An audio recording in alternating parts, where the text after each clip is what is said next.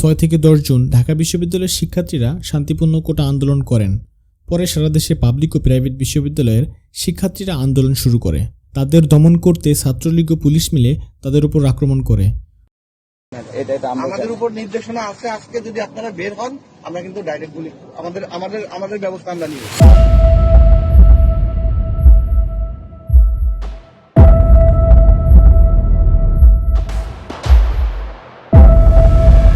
15 জুলাই 6 জন শিক্ষার্থী নিহত হয়।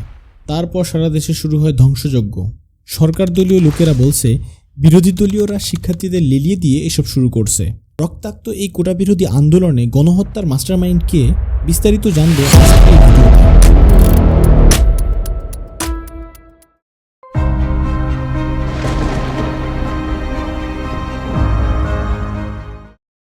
কোটা বলতে কি বোঝায়? কোটা বলতে কিছু নির্দিষ্ট একটি অংশকে বোঝায় যা সাধারণত একটি গোষ্ঠীর জন্য বরাদ্দ থাকে। তো সমাজে পিছিয়ে পড়া অনগ্রসর মানুষগুলোকে মূলধারায় অন্তর্ভুক্ত করতে পড়াশোনা, চাকরি সহ নানা ক্ষেত্রে কোটার ব্যবস্থা থাকে। বিশ্বের বিভিন্ন দেশেই কোটা পদ্ধতি চালু আছে। বাংলাদেশের সরকারি চাকরির ক্ষেত্রে কোটা পদ্ধতি হলো মুক্তিযুদ্ধ কোটা 30%, জেলা কোটা 10%, নারী কোটা 10%, ক্ষুদ্র নৃগোষ্ঠী কোটা 5%, প্রতিবন্ধী কোটা 1%। কোটা আন্দোলনে শিক্ষার্থীদের দাবি ছিল মুক্তিযোদ্ধা কোটা কমিয়ে আনা। মুক্তিযোদ্ধার সন্তানেরা পর্যন্ত ঠিক ছিল, কিন্তু নাতিপুতি পর্যন্ত হয়ে এটা আর 30% থাকছে না। সরকারি চাকরিতে গত 5 বছরে 3.5 লাখের বেশি নিয়োগ দেওয়া হয়েছে। 56% যদি কোটায় চলে যায় তাহলে আর বাকি থাকে 44%, যার ফলে অনেক মেধাবী শিক্ষার্থী সরকারি চাকরির সুযোগ পায় না। অন্যদিকে মেধা না থাকলেও মুক্তিযোদ্ধা কোটা হলেই খুব সহজে পাওয়া যায় সরকারি চাকরি সহ নানা সুযোগ সুবিধা।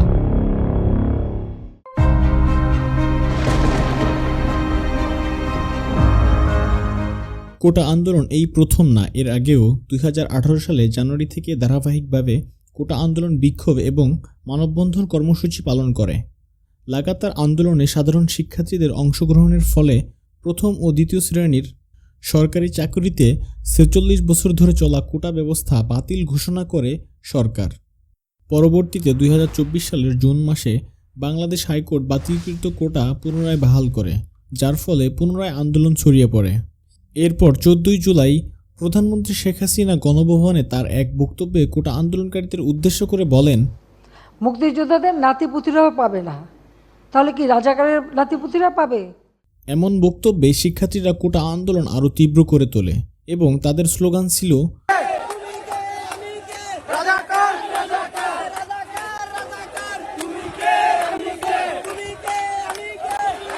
তুমি কে আমি কে, রাজাকার রাজাকার, কে বলেছে স্বৈরাচার স্বৈরাচার, চেয়েছিলাম অধিকার, হয়ে গেলাম রাজাকার। এই রাজাকার শব্দটি খুবই খারাপ।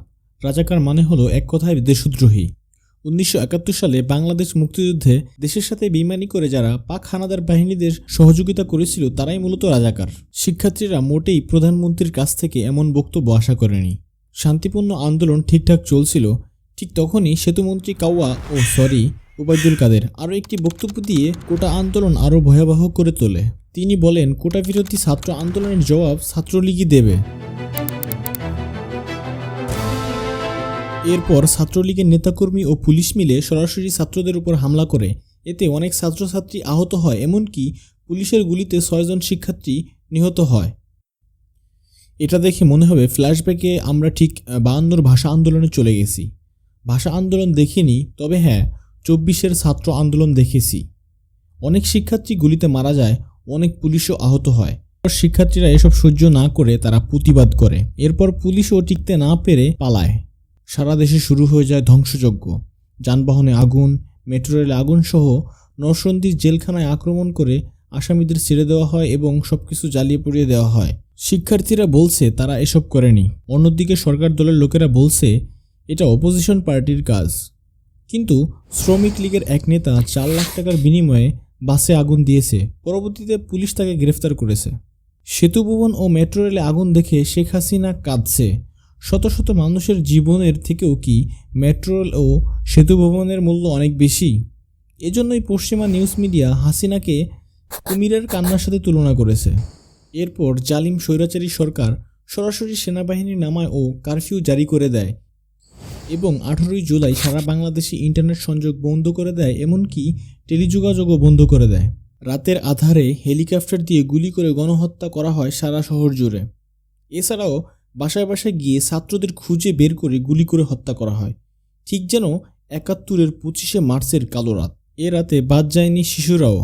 বাসার ছাদে খেলতে গিয়ে আর ফিরে আসতে পারেনি মায়ের কোলে, গুলিতে সেখানেই মৃত্যু হয়েছে।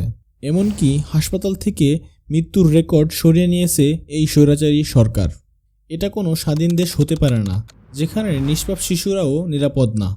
এরপর আওয়ামী লীগ সরকার মানুষের মৃত্যুতে 30শে জুলাই কোটা আন্দোলনকে ঘিরে নিহত ব্যক্তিদের স্মরণে শোক পালন করার কথা বলে। রাষ্ট্রীয় শোক পালনকে প্রত্যাখ্যান করে শিক্ষার্থীরা একক ও দলবদ্ধভাবে চোখে মুখে লাল কাপড় বেঁধে ছবি তোলা এবং অনলাইনে তা প্রচার করার আহ্বান জানান। তাদের সেই আহ্বান সাড়া দিয়ে সাধারণ শিক্ষার্থী থেকে শুরু করে শিক্ষক, তারকা তাদের ফেসবুক প্রোফাইল পিকচার পরিবর্তন করে লাল রং বেছে নেন। সবাই বলতো এই জেনারেশন দিয়ে কিছু হবে না, এরা শুধু মোবাইলে আসক্ত, সারাদিন সোশ্যাল মিডিয়া এবং গেমস নিয়ে পড়ে থাকে। 2024-এ এসে দেখিয়ে দিয়েছে তারাও দেশকে ভালোবাসে, দেশের জন্য তারাও জীবন দিতে প্রস্তুত। এর সবচেয়ে বড় উদাহরণ শহীদ আবু সাঈদ ভাই।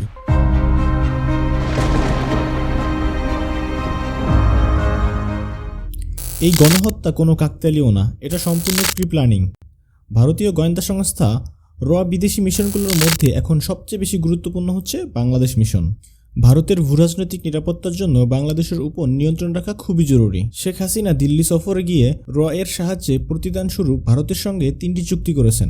বাংলাদেশের বিরোধী রাজনৈতিক দলগুলো বলছে এসব চুক্তিতে ভারতকে সুবিধা দেওয়া হয়েছে একতরফাভাবে। মংলা বন্দরের নিয়ন্ত্রণ ও পরিচালনা ভারতকে দেওয়া হয়েছে, বাকি দুটো হচ্ছে বাংলাদেশের ভিতর দিয়ে আসাম ও ত্রিপুরায় রেল চলাচল করিডোর ও তিস্তা নদী প্রকল্প। মংলা ও রেল করিডোর চুক্তি শেষ পর্যন্ত হলেও তিস্তা প্রকল্প থেমে যায়। চুক্তির খসড়া প্রস্তুত হয়নি বলে কৌশলে চুক্তির বিষয়টি এড়িয়ে যাওয়া হয় বাংলাদেশের পক্ষ থেকে। রেল করিডোর চুক্তি সংক্রান্ত ফাইলটি দিল্লির বাংলাদেশি হাইকমিশন বা রেল মন্ত্রণালয়ে নেই। এই ফাইলটি প্রধানমন্ত্রী শেখ হাসিনার কাছে আছে, কারণ চুক্তির একটি ধারায় বলা হয়েছে চলন্ত রেলে ভারত কী পরিবহন করবে তা বাংলাদেশ কর্তৃপক্ষ দেখতেও জানতে পারবে না। ভারতীয় রেল বাংলাদেশের ভূখণ্ডে কোনো নিরাপত্তাজনিত সংকটে পড়লে বাংলাদেশ নিরাপত্তা বাহিনীকে সহযোগিতা করবে ভারতীয় নিরাপত্তা বাহিনী। মানে বাংলাদেশে ভারতের সৈন্য প্রবেশ করতে পারবে তাদের রেলকে নিরাপত্তা দেওয়ার কথা বলে। অনেকেই মনে করছে এই চুক্তি করে ভারত মূলত বাংলাদেশের সৈন্য পাঠানোর এক ধরনের বন্দোবস্ত করে রাখল। এই 3টি চুক্তির বিষয় ফাঁস হওয়ার পর চীন শেখ হাসিনার উপর নাখোশ হয়। চীনের ধারণা বাংলাদেশের রেল করিডোর দিয়েই ভারতের উত্তর পূর্বাঞ্চলে চীনকে ঠেকাতে সামরিক সরঞ্জাম পরিবহন করা হবে। এ কারণেই শেখ হাসিনা চীন সফরে গিয়ে প্রত্যাশিত সফলতা পাননি। চীনের পক্ষ থেকে এরকম শীতল আচরণই করা হয়েছে। ঢাকায় ছাত্ররা কোটা আন্দোলন নিয়ে রাজপথে নেমে এসেছে। এই আন্দোলনের গতিবিধির উপর নজর রাখার বিশেষ দায়িত্ব দেওয়া হয়েছিল এক নবীন বাঙালি কর্মকর্তাকে। ওই বাঙালি কর্মকর্তার 17 জুলাই পাঠানো তথ্য পেয়ে বিচলিত হয়ে পড়েন ঊর্ধ্বতন কর্মকর্তা। দিল্লিতে এর কাছে তথ্য আসে ঢাকায় সাধারণ শিক্ষার্থীদের উপর গুলির নির্দেশ দিয়েছে পুলিশের হাইকমান্ড। পুলিশ গুলি করে দমানোর চেষ্টা করলেও 24 ঘন্টার মধ্যে পরিস্থিতি নিয়ন্ত্রণের বাইরে চলে যায়। 18 জুলাই উভয় দেশের সরকার বিচলিত হয়ে পড়ে। ও শেখ হাসিনার ধারণা ছিল কারফিউ জারি ও ইন্টারনেট বন্ধ করে দিলে পুরো পরিস্থিতি নিয়ন্ত্রণে আসবে। কিন্তু শনিবার ঢাকায় কারফিউ ভেঙে মানুষ রাস্তায় নেমে আসে এবং অর্ধশত নিহত হয় বলে তথ্য জানায় দিল্লিতে। একই সঙ্গে জানতে পারে আওয়ামী লীগের একাংশ নীরব সমর্থন রয়েছে আন্দোলনের প্রতি। 2009 সালে বিডিআর বিদ্রোহের পর ডিজিআইএফের একটি অংশ এর বাংলাদেশ সেলে পরিণত হয়েছে। এরাই মূলত ভারতকে বাংলাদেশ সেনাবাহিনীর সব তথ্য সরবরাহ করে থাকে। এই সেল ভারতের কাছ থেকে সামরিক অস্ত্র কেনা সহ নানা বিষয় বাংলাদেশ সেনাবাহিনীকে প্রভাবিত করে। এ অবস্থায় শনিবার দিল্লি ও কলকাতায় একাধিক বৈঠক করে ভারতীয় নীতি নির্ধারকরা। পরামর্শ নেওয়া হয় বাংলাদেশের সাংবাদিকের ওপর নজর রাখা ভারতীয় সাবেক কূটনৈতিককেও। বৈঠকে অনেকেই শেখ হাসিনার দিন শেষ মন্তব্য করেন, কিন্তু তার মধ্যেই এর প্রধান একটি বার্তা পাঠায়, কাশ্মীরের পূর্ব অভিজ্ঞতাকে কাজে লাগাও, প্রয়োজনে আরও একটি কাশ্মীর বানাও, তবুও হাসিনাকে টিকিয়ে রাখো। কিন্তু এত কিছু করেও ছাত্র সমাজকে দমিয়ে রাখতে পারেনি ভারতের সমর্থিত স্বৈরাচারী সরকার।